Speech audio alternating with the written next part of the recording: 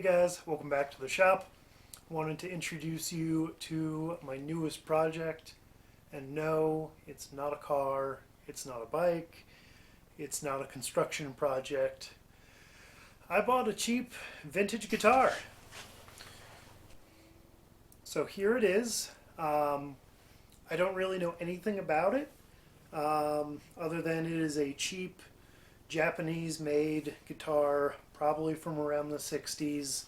There's no name or anything on it. I did see a bunch of similar things on the internet under, I can't remember the name, but it starts with a T, and another one that was really close called a Melody. This one has three pots on it, no knob on this guy, it's missing. And the one I saw looked exactly like this, both had four. And obviously, it does have a little vibrato arm, tremolo arm, whatever you want to call it. That's missing, but there is the mechanism underneath this cover. I've got two pickups that look kind of like Filtertron style, Gretschy looking things. Our pickup selectors are rocker switches. I don't have any discernible adjustment for a truss rod, and the tuners are pretty chintzy, but otherwise it's actually pretty good. It's in a pretty sorry state of repair. The nut's completely shot. The fret, it needs some fret work. The electronics are shot. So let's we'll take it apart and see what we can't do. But before we do that, I'll show you a quick little clip of past Eric in the music studio trying it out. Okay guys, so brought you inside. It's all tuned up. We're going to do a couple tone tests just so you can hear what it sounds like. Things to note, the nut is actually not really attached properly, so I can't tune it really, so open strings don't really work too well. I actually had it fretted on the 5th fret to tune it for you. But it does do some kind of cool stuff. So I figure let's get some, well, I'll let you hear what it sounds like. It actually plays pretty well. The neck's a little chunky, but overall, pretty good.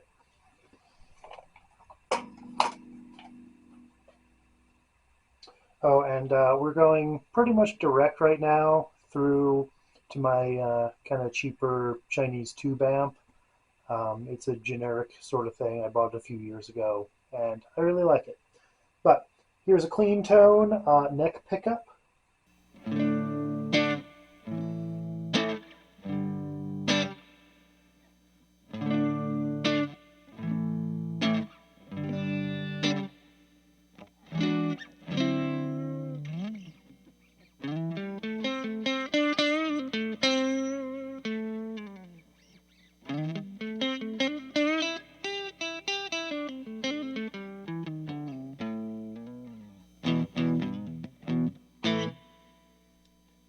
Let's add a little bit of distortion. I'm going to add a little bit of crunch.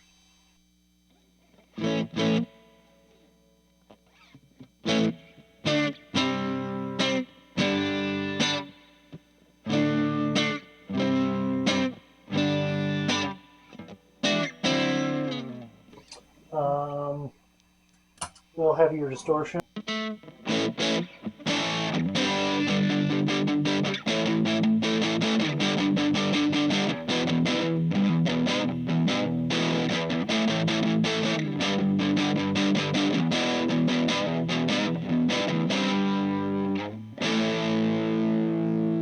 And the reason I've been showing you the neck pickup is so we've got these little selectors right here.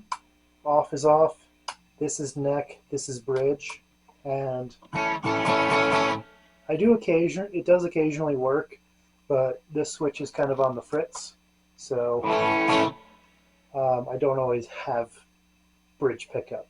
But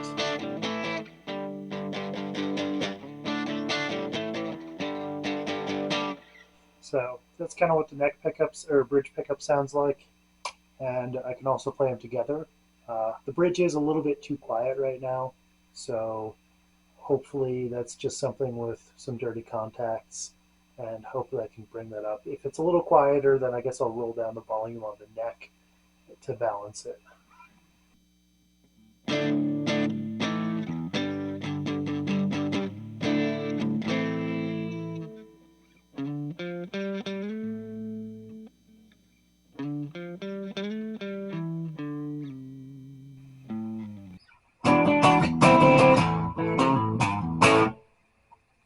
So there you go. Those are some quickie little tone tests, so you can see what's kind of going on. So let's go back to the garage and take this guy apart. All right, we're back. So let's get this on the bench and start taking it apart. So first thing I'm going to do is I've already slackened off the strings. We are going to snip all the strings.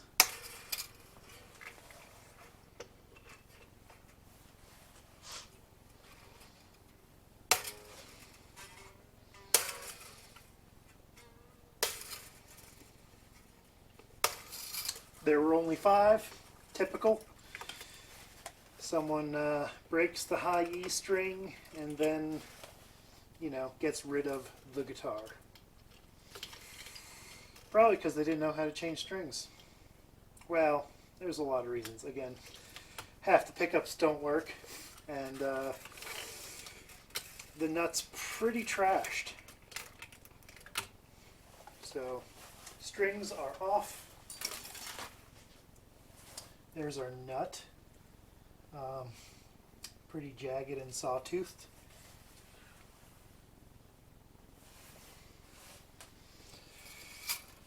So now we'll move our attention to the body. So this right here is our little cover for the tremolo system.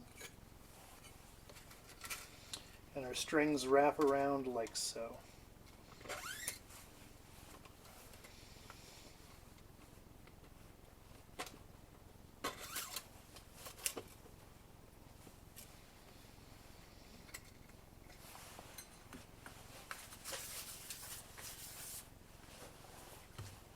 I'm going to try to not lose any screws.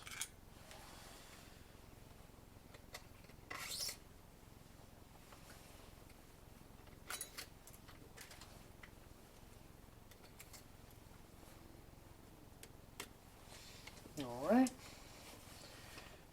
that's our bridge. That just kind of looks like it lifts off. Okay, so the bridge obviously is adjustable with these little guys, and that looks to be held on with just 2 screws.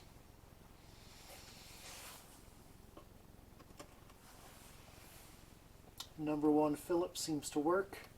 I can almost guarantee that these are actually JIS screws, Japanese Industrial Standard. It's like Phillips, but better. Phillips does kind of work in a pinch, but it's not the best. Alright, there's our bridge. We've got a little bit of a radius to it, and it's going to definitely need some cleaning.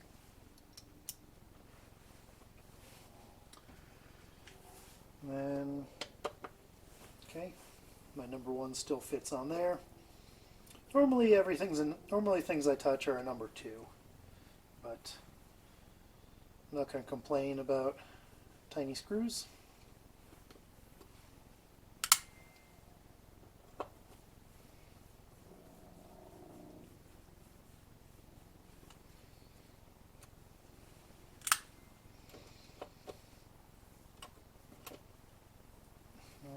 Okay, so I'm going to need to adjust that. Going to need to dial these screws back so I can get access to the heads.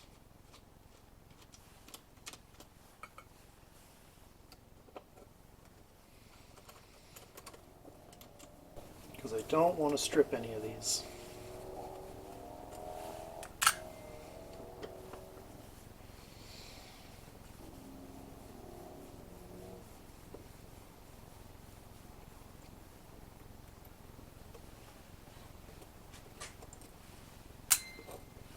the bridge off. Now let's go to the electronics. We'll pull this whole pick guard sort of thing off.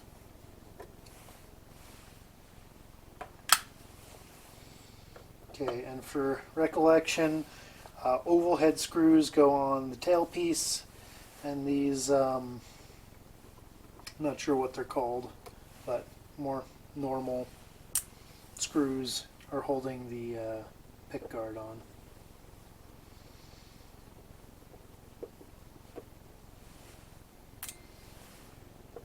Tiny little guys. Are they actually number zeros? No? I feel like number ones. That feels like a better... Yeah!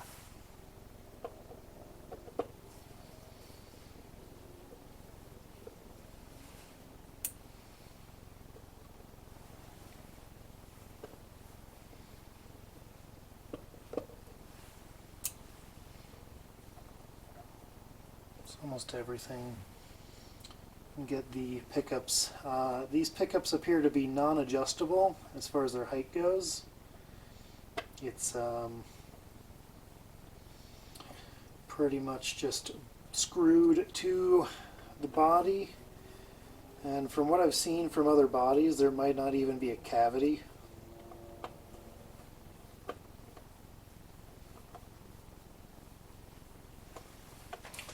This would be a good job for that Denali screwdriver I bought. Unfortunately, I brought it to work.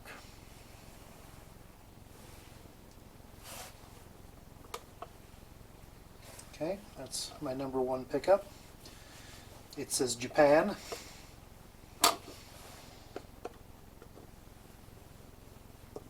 Now here's the bridge pickup.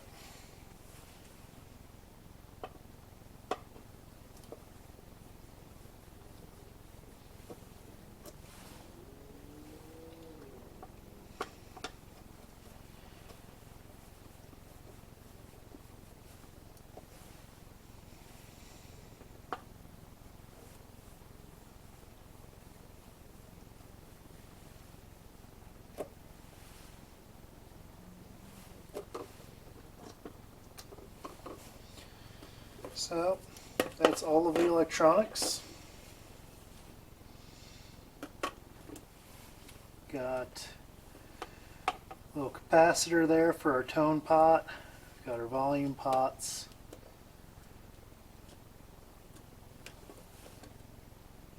They are Violet brand.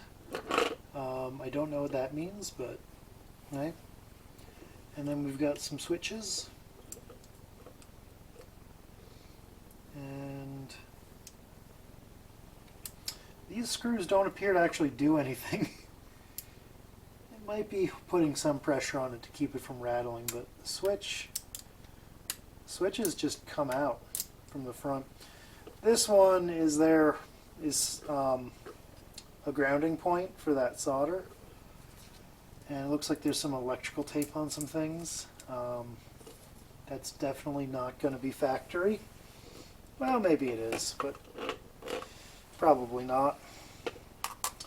So move that off. Also got, there's some amount of foam mounting that bridge pickup. Probably going to get cancer from breathing that in. But we'll continue with the deconstruction. Flip it the other way around. Keep those over there. Those are our pickup screws. We're going to unbolt the neck from the body.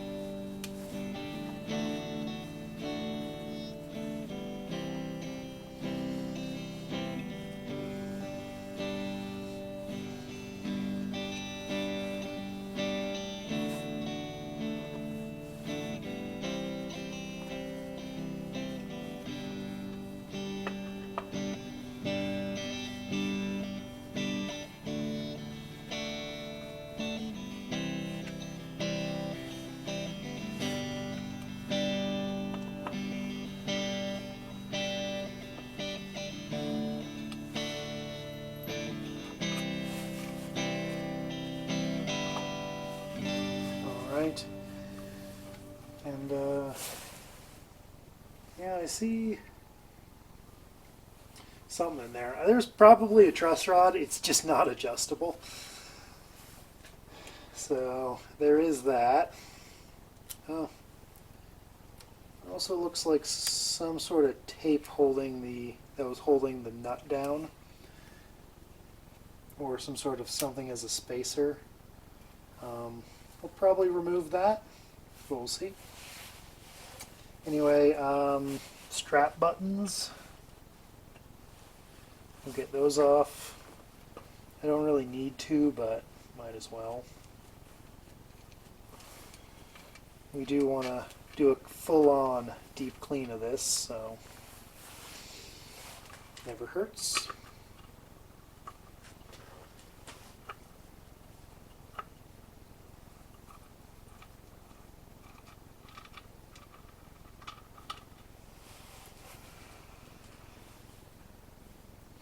Alright, that's the body, completely stripped.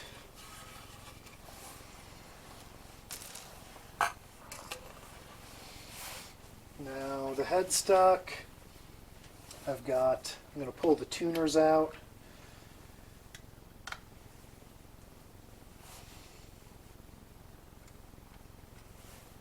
See if I can do anything about these.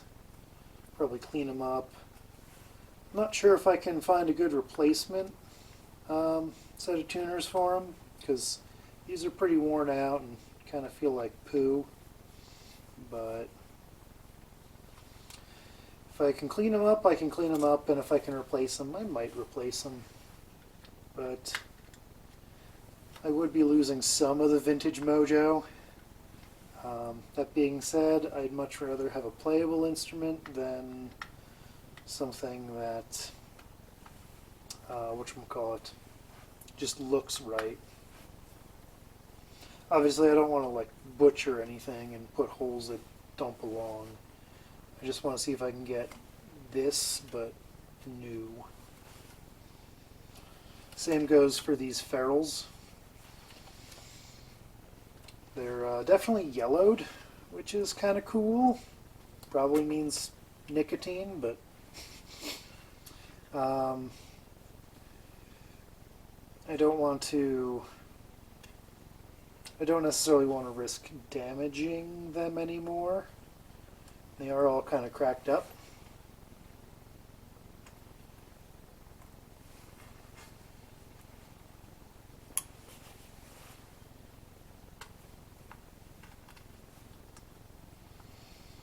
There we go. Push them from the back side.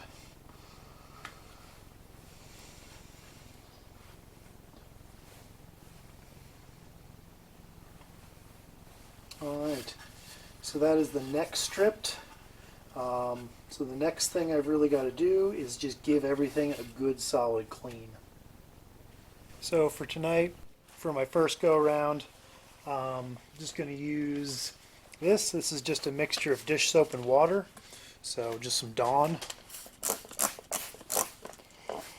Shouldn't really hurt anything. Again, it's just soapy water.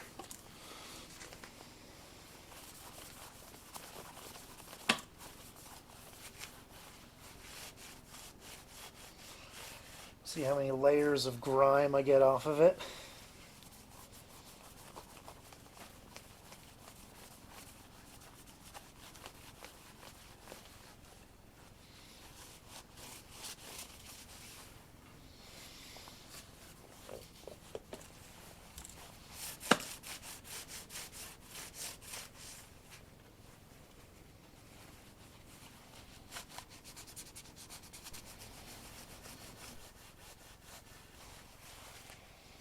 Lots of gross grime coming off. Some of it is the oils from the fingerboard, so we're going to make sure we oil that.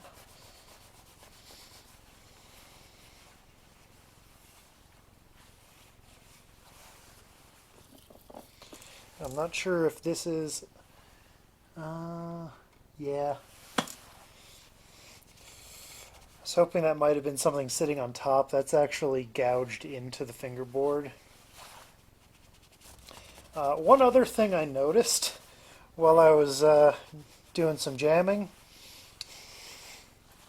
that fret dot's in the wrong spot. That marker should be there.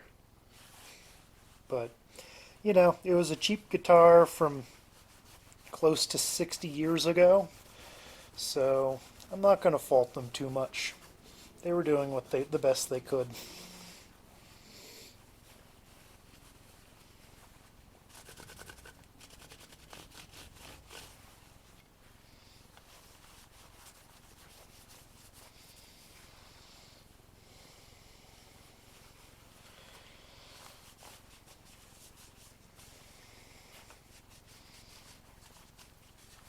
It's definitely a Fender inspired headstock.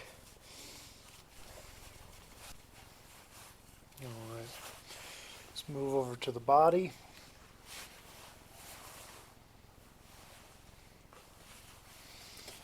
Let's see, I might, it's not keeping in theme, but I might put some foil tape on here for to keep down the hum. It was a little buzzy.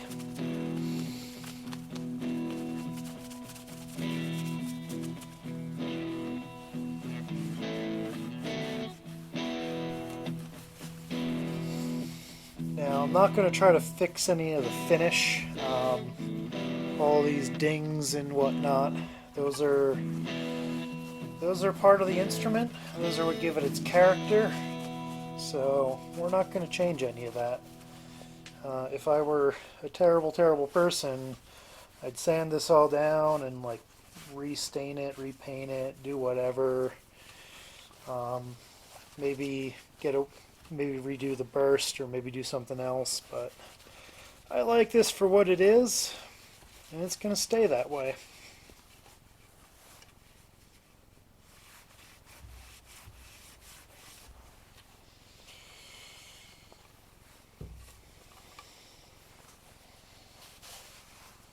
And it is actually pretty cold right now, so some of this is just like the soapy water being weird because I think it's technically below freezing right now, or just about.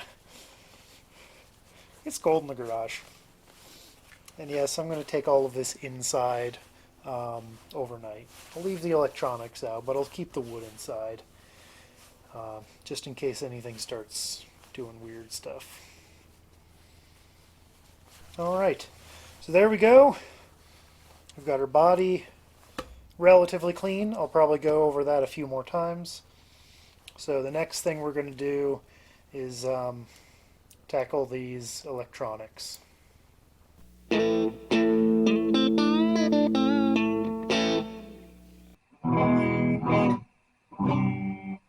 Right, open strings don't work.